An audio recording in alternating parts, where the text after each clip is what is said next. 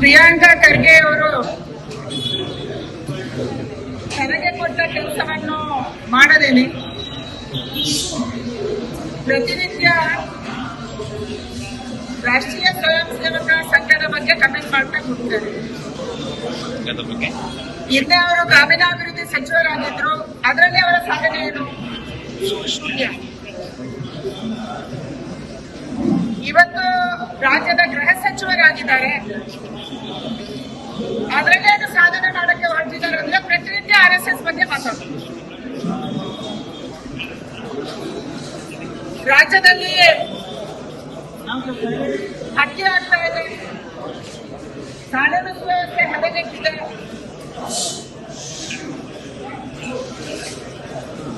ಹಲವಾರು ಸಮಸ್ಯೆಗಳಿದ್ದಾವೆ. ಇಷ್ಟೊಂದು ಹೆಣ್ಣು ಮಕ್ಕಳ ನಾಪತ್ತೆ ಆಗ್ತಾ ಇದೆ, ಗಂಡು ಮಕ್ಕಳ ನಾಪತ್ತೆ ಆಗ್ತಾ ಇದೆ. ಎಲ್ಲೋಗ್ತಿದ್ದಾರೆ ಗೊತ್ತಿಲ್ಲ. ಸಾವಿರಾರು ಜನಕ್ಕೆ ಇವತ್ತು ಲೆಕ್ಕನೇ ಇಲ್ಲದಂತೆ ನಾಪತ್ತೆ ಆಗ್ತಾ ಇದ್ದಾರೆ. ಇದು ಯಾವುದ ಕಡೆ ಗಮನ ಕೊಡದೇ ಇದೆ. ದಿನ ಅವರಿಗೆ ಟಿವಿಯಲ್ಲಿ ಬರಬೇಕು, ದಿನ ಅವರು ಸುದ್ದಿಯಲ್ಲಿ ಇರ್ಬೇಕು. ಅವರು ಸುದ್ದಿಯಲ್ಲಿ ಇರೋದಕ್ಕಾಗಿ RSS ಅಂತ ಮಾತಾಡ್ಬೇಕು. ಇದು ಬಿಟ್ಟು ನೀವು ಏನು ಕೆಲಸ ಮಾಡಿದ್ರಿ ಅನ್ನುವಂಥದ್ದನ್ನ ರಾಜ್ಯಕ್ಕೆ ಸ್ಪಷ್ಟ ಮಾಡಬೇಕು. ನೀವು ಅವ್ರಿಗೆ ಅಧಿಕಾರ ಏನು? ಅವರು ಮಲ್ಲಿಕಾರ್ಜುನ ಖರ್ಗೆ ಅವರ ಪುತ್ರ. ಮಲ್ಲಿಕಾರ್ಜುನ ಖರ್ಗೆ ಅವರು ದೇಶದ ಕಾಂಗ್ರೆಸ್ಸಿನ ಅಧ್ಯಕ್ಷ. ನಂಗೆ ಯಾರು ಮುಟ್ಟಕ್ಕಾಗಲ್ಲ, ನಂಗೆ ಯಾರು ಪ್ರಶ್ನೆ ಮಾಡಕ್ಕಾಗಲ್ಲ. ಪ್ರಶ್ನೆ ಮಾಡಿದ ತಕ್ಷಣ ನಾನು ದಲಿತ ಅಧಿಕಾರಿ ಮಾಡ್ತಾ ಇದ್ದೀನಿ ಅನ್ನುವಂಥದ್ದನ್ನು ಹೇಳ್ತಾ ಇದ್ದಾರೆ. ಅಂದ್ರೆ ಒಂದು ತಂದೆಯ ಹಿಂದೆ ಅಡಗುವಂಥದ್ದು, ಇನ್ನೊಂದು ತಾನು ದಲಿತ ಅನ್ನುವಂಥದ್ದನ್ನ ಬಲಿತರಾದ್ರೂ ಕೂಡ ನಿರಂತರವಾಗಿ ಅಧಿಕಾರದಲ್ಲಿರುವಂತ ಕುಟುಂಬ ಅವರು. ಆದ್ರೂ ಕೂಡ ಅದನ್ನ ಮಾತಾಡಿ ಅದರ ನೆರಳನ್ನ ತಗೊಳ್ಳುವಂಥದ್ದು. ಇದು ಇವತ್ತು ಪ್ರಿಯಾಂಕಾ ಖರ್ಗೆ ಅವರು ಮಾಡ್ತಿದ್ದಾರೆ.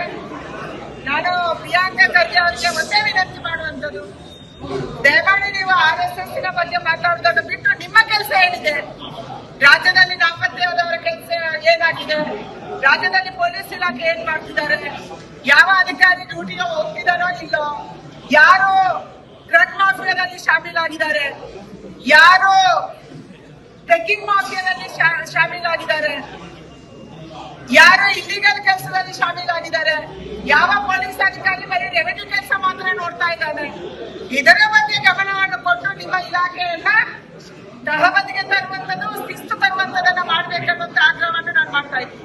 ಒಂದು ಕೇವಲ ಬಿಡದಿ ಅಲ್ಲ, ಈಗಾಗಲೇ ಕೆಂಪೇಗೌಡ ಬಡಾವಣೆ, ಶಿವರಾಮ್ ಕಾನಂದ್ ಬಡಾವಣೆ, ಬೇರೆ ಬೇರೆ ಬಡಾವಣೆಗಳನ್ನ ಬೆಂಗಳೂರಲ್ಲಿ ನಾವು ಮಾಡಿದ್ದೀವಿ. ಎಲ್ಲಿಗೂ ಮೂಲಭೂತ ಸೌಕರ್ಯ ಕೊಟ್ಟಿಲ್ಲ. ನನ್ನದೇ ಕ್ಷೇತ್ರದಲ್ಲಿ ಕೆಂಪೇಗೌಡ ಬಡಾವಣೆ ಇಷ್ಟೊಂದು ದೊಡ್ಡ ಏರಿಯಾ ಇದೆ, ಎಲ್ಲಿ ನೀವು ಮೂಲಭೂತ ಸೌಕರ್ಯ ಕೊಡ್ತೀರಿ? ಯಾರು ಸೈಟ್ ತಗೊಂಡಿದ್ದಾರೆ ಕಳೆದ 10 ವರ್ಷದಿಂದ ಬಂದಿಲ್ಲ ಅಂದ್ರೆ ಅವ್ರಿಗೆ ಇನ್ನೊಂದ್ ಕಡೆ ಸೈಟ್ ಇರ್ಬೇಕು. ಯಾರಿಗೆ ಸೈಟ್ ಇಲ್ಲ, ಸೈಟ್ ತಗೊಂಡ್ರೆ ಅವ್ರು ಬಂದು ಮನೆ ಕಟ್ತಾರೆ ತಾನೆ. ಮನೆ ಕಟ್ಟಿಲ್ಲ ಅಂದ್ರೆ ಏನಾಗ್ತದೆ? ನಿಮ್ಗೆ ಅದು ಬೇಕಾಗಿಲ್ಲ, ನಿಮ್ಗೆ ಬೇರೆ ಎಲ್ಲ ಇದೆ, ದೊಡ್ಡ ಯಾರಿಗೆ ಇನ್ಸೂರೆನ್ಸ್ ಮಾಡಿ ತಗೊಂಡಿದ್ದೀವಿ.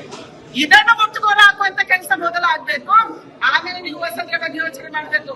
ಬೆಂಗಳೂರನ್ನ ಮತ್ತೆ ಮತ್ತೆ ಬೆಳೆಸಿ ನೀವು ನೀರೆಲ್ಲಿಂದ ಕೊಡ್ತೀವಿ. ಇವತ್ತು ನೀರಿಗೆ ಸಮಸ್ಯೆ ಇದೆ, ವಿದ್ಯುತ್ತಿಗೆ ಸಮಸ್ಯೆ ಇದೆ, ಬಿಲ್ ಜಾಸ್ತಿ ಮಾಡ್ತಾ ಇದ್ದೀವಿ, ಕಸ ಎತ್ತಕ್ಕೆ ಸಮಸ್ಯೆ ಇದೆ. ಬೆಂಗಳೂರನ್ನ ಬೆಳೆಸಬೇಕು. ಯಾಕಂದ್ರೆ ನಿಮ್ಮ ರಿಯಲ್ ಎಸ್ಟೇಟ್ ನಡಿಬೇಕು, ನಿಮ್ಮ ಭೂಮಾಫಿಯಾ ನಡಿಬೇಕು, ನೀವು ಜಮೀನು ಮಾಡಬೇಕು. ಈ ಕಾರಣಕ್ಕಾಗಿ ಇವತ್ತು ಅದು ಬಿಡದಿಯ ಟೌನ್ಶಿಪ್ ಇರ್ಬೋದು ಅಥವಾ ಬೇರೆ ಟೌನ್ಶಿಪ್ ಇರ್ಬೋದು, ಇದರ ಬಗ್ಗೆ ಯೋಚನೆ ಆಗ್ತಿದೆ. ನಾನು ಆಗ್ರಹ ಮಾಡ್ತಾ ಇರುವಂತದ್ದು, ಈಗಾಗಲೇ ಯಾವ ಜಮೀನನ್ನ ನೀವು ತಗೊಂಡಿದ್ದೀರಿ, ಯಾವ ಬಡಾವಣೆಯನ್ನ ನೀವು ಮಾಡಿದಿರಿ, ಅದರಲ್ಲಿ ಮೂಲಭೂತ ಸೌಕರ್ಯ ಕೊಡಿ. ಎಲ್ಲಿ ಕಾಲು ಸೈಟ್ ಇದೆ ಅದನ್ನು ಮುಟ್ಕೊಂಡು ಹಾಕೊಂಡು ಯಾರು ಸೈಟ್ ಕೇಳಿದ್ರೆ ಅವರಿಗೆ ಕೊಡುವಂತ ಕೆಲಸ ಮಾಡಿ. ಇದನ್ನು ಸರ್ಕಾರ ಮಾಡ್ಬೇಕನ್ನುವಂತ ಆಗ್ರಹ ಮಾಡ್ತಾ ಇದ್ದೀವಿ.